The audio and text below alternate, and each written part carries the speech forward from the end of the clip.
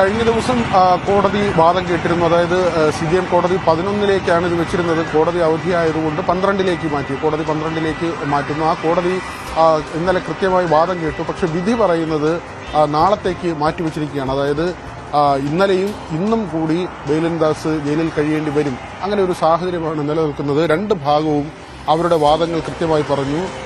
ശ്യാമിലിയുടെ അവസ്ഥ നമ്മൾ ആദ്യം തന്നെ കണ്ടതാണ്. ദൃശ്യങ്ങൾ പുറത്തു വന്നപ്പോൾ തന്നെ കണ്ടതാണ്.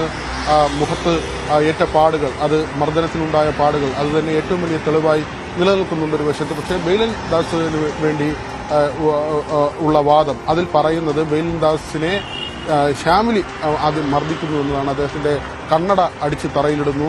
അദ്ദേഹത്തിന് കാഴ്ച പ്രശ്നമുള്ള ആളാണ്. ഈ ഓഫീസിലെ രണ്ട് ജൂനിയർ അഭിഭാഷകർ തമ്മിലുള്ള തർക്കം, അതിലേക്ക് ബെയിലൻദാസിനെ വലിച്ചിഴച്ചു. ദിലീപ് സത്യനാണ് ബെയിലൻദാസിന്റെ അഭിഭാഷകൻ. നമുക്കറിയാം, ജെൻസൺ കേഡൽ രാജ കേസിൽ സ്പെഷ്യൽ പബ്ലിക് പ്രോസിക്യൂട്ടറായിരുന്ന ആളാണ് ദിലീപ് സത്യൻ.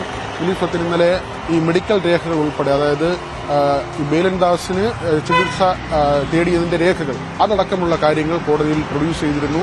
ആ തരത്തിൽ ശ്യാമിലിയും തിരികെ മർദ്ദിച്ചു, അങ്ങനെ പ്രകോപനം ഉണ്ടാക്കി എന്ന കാര്യമാണ് പ്രധാനമായും പ്രതിഭാഗം ആ കോടതിയിൽ വാദിക്കാൻ ശ്രമിച്ചത്. പക്ഷേ കോടതി അതിൽ അന്തിമമായ ഒരു വിധി പറഞ്ഞില്ല എന്നത് തന്നെയാണ് ഏറ്റവും പ്രധാനപ്പെട്ട കാര്യം. അതായത് ജാമ്യം കൊടുക്കുകയോ നിഷേധിക്കുകയോ ചെയ്തിട്ടില്ല. മറിച്ച് നാളത്തേക്ക്, തിങ്കളാഴ്ചയിലേക്ക് ഈ കേസിൽ വിധി പറയുന്ന കാര്യം മാറ്റിവെക്കുകയായിരുന്നു. കഴിഞ്ഞ ദിവസമായിട്ട് ശ്യാമിലിയുടെ ഒരു ഓഡിയോ സന്ദേശം പുറത്തു വന്നിരുന്നു. അഭിഭാഷകരുടെ ഗ്രൂപ്പിലിട്ടതാണ്.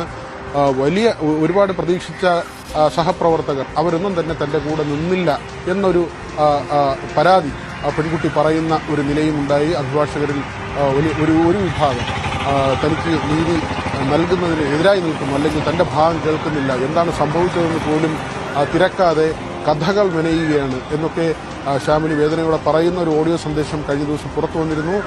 എന്നാൽ വൈകുന്നേരം ശ്യാമിലി പറഞ്ഞത് ആരെയും കുറ്റപ്പെടുത്തിക്കൊണ്ടുള്ള കാര്യമല്ല, തനിക്കുണ്ടായ ഒരു അനുഭവം, ഒരു വൈകാരിക നിമിഷത്തിൽ അത് പറഞ്ഞതാണ്.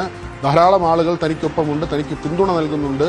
ഏതായിരുന്നാലും ഈ കേസിൽ ഇനി വിധി എന്തായാലും, ജാമ്യവിധിയിൽ കോടതി എന്ത് ഉത്തരവ് പറഞ്ഞാലും തന്റെ ഒരു പരാതി ഉണ്ടായിരുന്നു. ആ പരാതിക്ക് പരിഹാരമുണ്ടാകുന്ന തരത്തിലുള്ള കാര്യങ്ങൾ ഇതിനകം സംഭവിച്ചിട്ടുണ്ട്. പക്ഷേ നിയമ നടപടിയുമായി മുന്നോട്ട് പോകും, തന്റെ കേസുമായി താൻ മുന്നോട്ട് പോകും.